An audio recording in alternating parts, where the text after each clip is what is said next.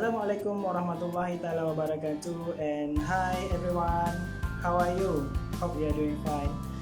This week I will continue my lecture through video recording. The topic of my lecture is the control of movement.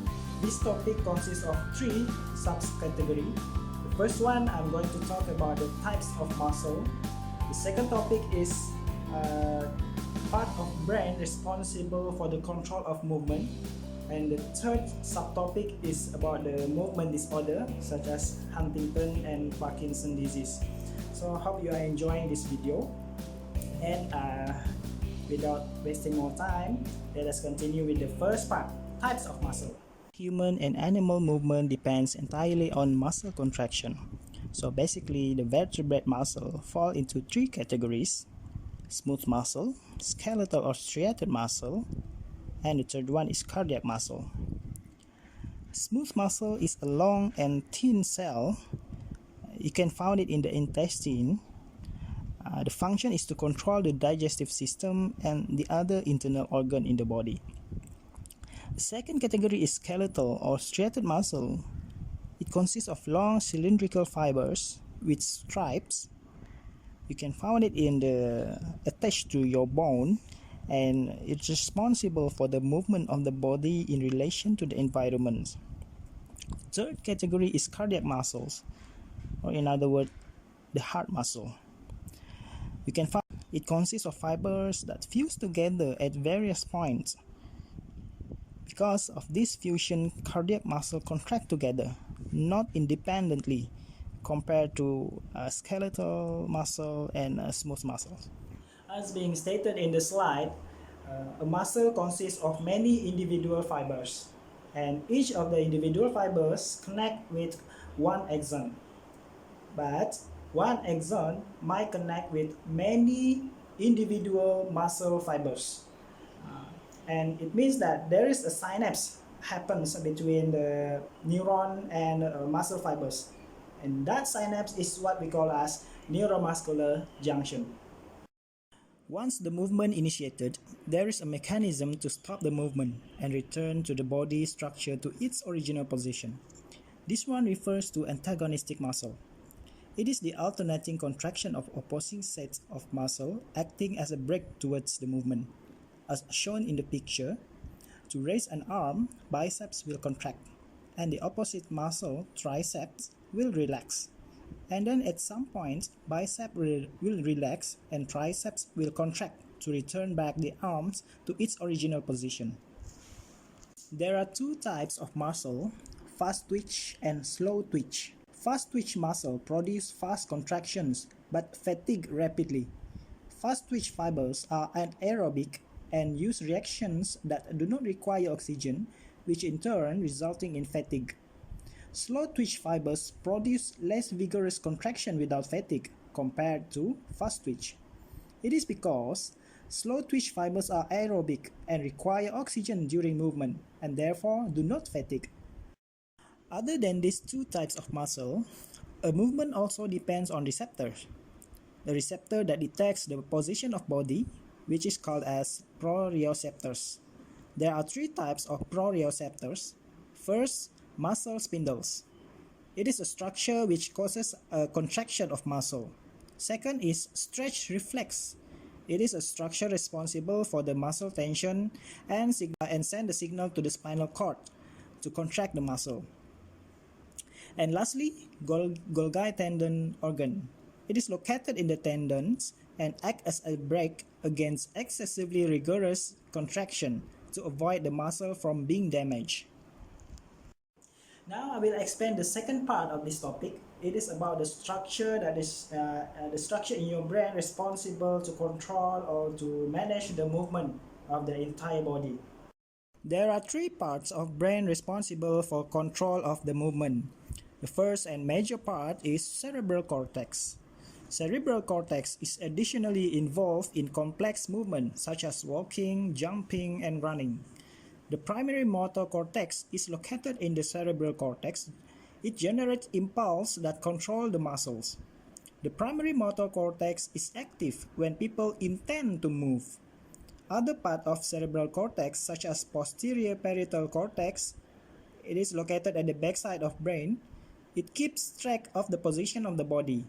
Damage to this area will cause a difficulty in coordinating visual stimuli with movement and make person unable to plan the movement properly. Next structure is prefrontal cortex. It calculates predictable outcomes of actions and also importance to plan movement according to those outcomes. Another structure, premotor cortex, also active during preparation for movement and organize the direction of movement in space. Last but not least, supplementary motor cortex. It is a structure responsible to organize rapid sequence of movements and cause inhibitory if necessary. The next second part of brain responsible for movement is cerebellum. It is a structure in the brain often associated with balance and coordination. Damage to the structure will cause a person have a trouble with rapid movement which require aims or timing, for example, clapping hands, speaking, or even writing. A person with damage to the cerebellum may behave like a drunk person. Basal ganglia is the third part of brain responsible for the control of movement. It is a group of large subcortical structures in the forebrain which are important for self-initiated behavior, but not for stimulus-elicit actions. Basal ganglia is critical for learning motor skills, organizing sequence of movement, automatic behavior, and to learn new habits, for example, riding a motorcycle or driving a car. Damage to the basal ganglia will lead to Parkinson's disease.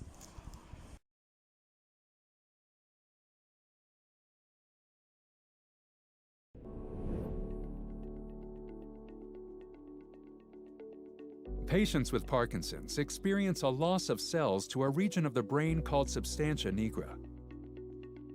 The substantia nigra produces dopamine, a chemical messenger responsible for transmitting signals within the brain that allow for coordination of movement. When dopamine levels decrease, it causes abnormal brain activity, leaving patients less able to direct or control their movement. Patients with Parkinson's will see a decline in physical, psychological, and neurological functions.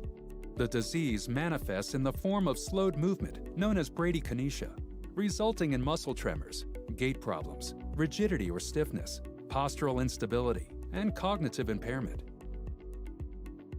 Since the disease is both chronic and progressive, patients gradually lose their ability to perform even the simplest of tasks.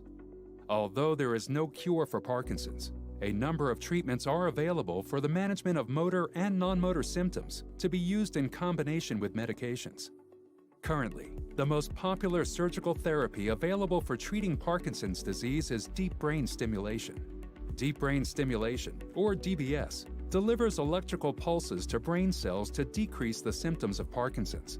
DBS typically works best to lessen motor symptoms like stiffness, slowness, and tremors. Targeted exercise that focuses on general mobility and dexterity may slow down the progression of the disease. Lifestyle modifications, a balanced diet, and rest may also slow down symptoms. An up-and-coming form of treatment for Parkinson's disease is virtual reality. VR is a fun way to practice motor skills, while also combating depression in patients.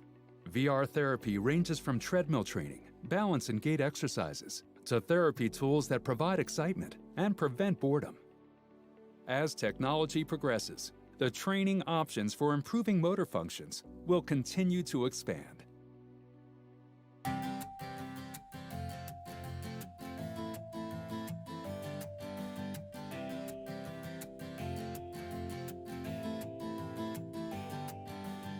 Huntington disease is another movement disorder. This disease is not much different to Parkinson's disease, which caused by gradual and extensive brain damage. The initial motor symptoms, including arm jerks and facial twitch, difficult in walking, speech, and other voluntary movement. It also associated with various psychological disorders, such as depression, memory impairment, anxiety, hallucinations, delusions, poor judgment, alcoholism, drug abuse, and lastly, sexual disorders. Now we are at the end of our lecture. I have explained to you three parts of this topic, starting from types of muscle to the parts of brain responsible for the control of movement, and lastly about the movement disorder. Hopefully you have learned a lot from this video. If there is any question that you want to ask, don't forget to leave a comment. I will answer the question. Don't forget also to like the video. And last but not least, take care of yourself. Assalamualaikum.